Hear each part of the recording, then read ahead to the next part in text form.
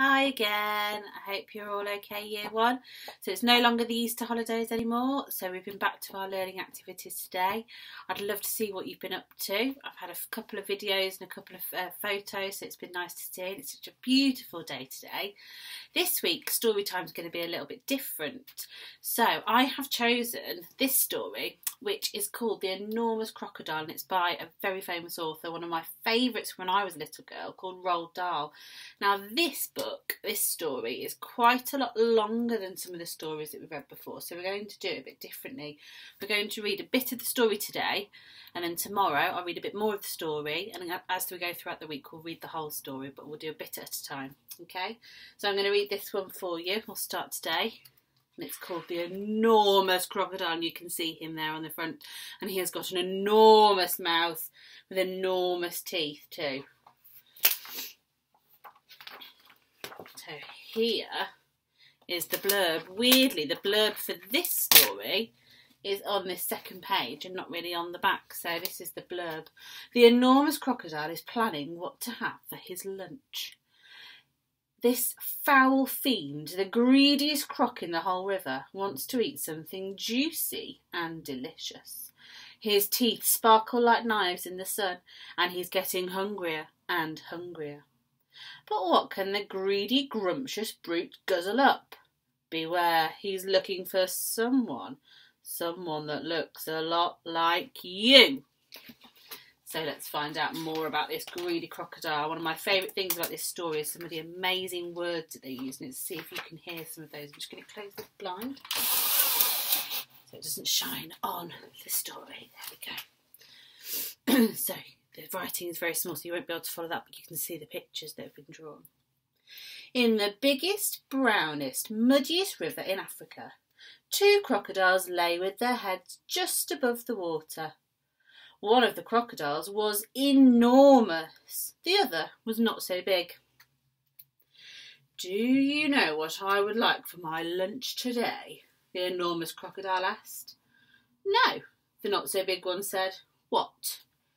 The enormous crocodile grinned, showing hundreds of sharp white teeth. For my lunch today, he said, I would like a nice, juicy little child. I never eat children, the not-so-big one said. Only fish. Ho, ho, ho, cried the enormous crocodile.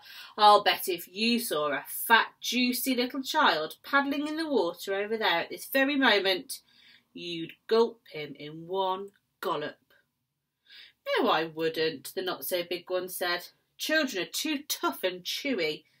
They are tough and chewy and nasty and bitter. Tough and chewy, cried the enormous crocodile. Nasty and bitter?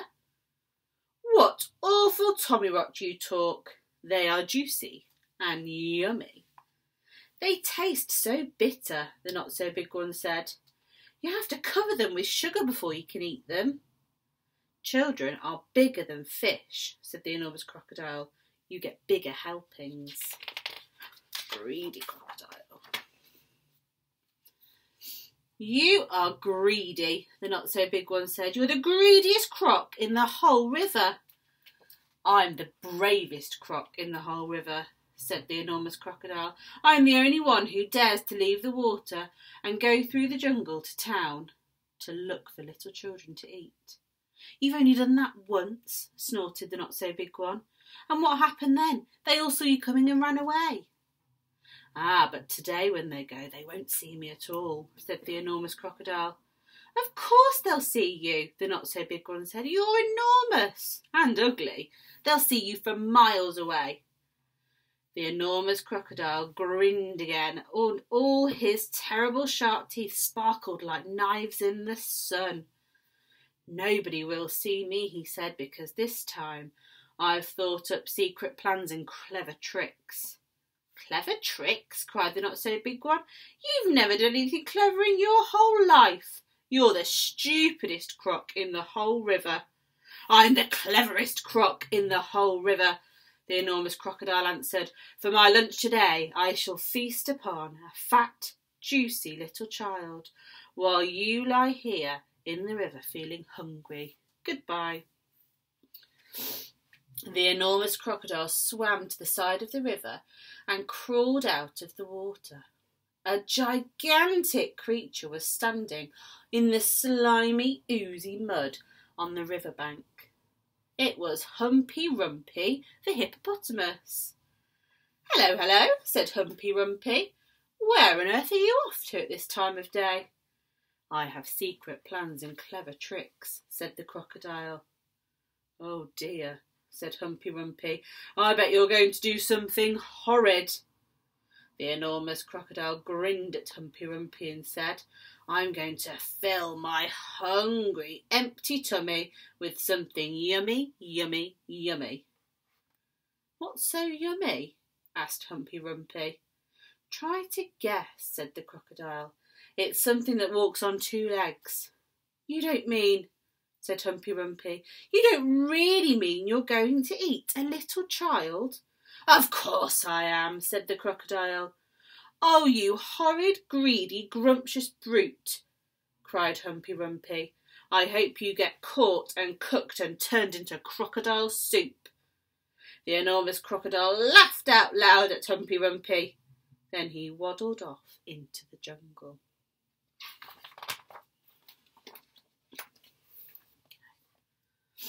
Inside the jungle, he met Trunky the elephant. Trunky was nibbling leaves from the top of a tall tree, and he didn't notice the crocodile at first. So the crocodile bit him on the leg.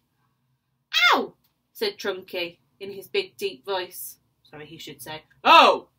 said Trunky in his big deep voice. "Who did that?" "Oh, it's you." "Is it, you beastly crocodile? Why don't you go back to the big, brown, muddy river where you belong?" "I have secret plans and clever tricks," said the crocodile. "You mean you've got nasty plans and nasty tricks," said Trunky. "You've never done a nice thing in your life." The enormous crocodile grinned up at Trunky and said, "I'm off to find a yummy child for lunch. Keep listening and you'll hear the bones go crunch." "Oh, you wicked, beastly beast," cried Trunky. "Oh, you foul and filthy fiend. I hope you get squashed and squished and squizzled and boiled up into crocodile stew." The enormous crocodile laughed out loud and disappeared into the thick jungle. A bit further on, he met Mugglewump the monkey. Mugglewump was sitting in a tree eating nuts. "Hello, Crocky," said Mugglewump. "What are you up to now?" "I have secret plans and clever tricks," said the crocodile. "Would you like some nuts?" asked Mugglewump. "I have better things to eat than nuts," sniffed the crocodile.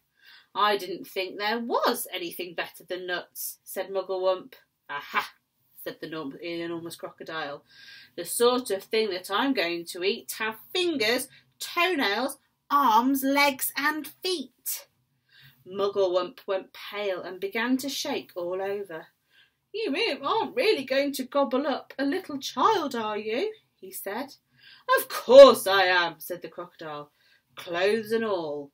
They taste better with the clothes on." "Oh, I don't like this enormous crocodile. I wonder if you could use your predicting skills and think, do you think that the enormous crocodile is going to get a tasty child to eat or not? And what do you think is going to happen next in the story? Have a little think, and tomorrow we'll come back and we'll finish a bit more of the story. See you then, year one. Bye-bye.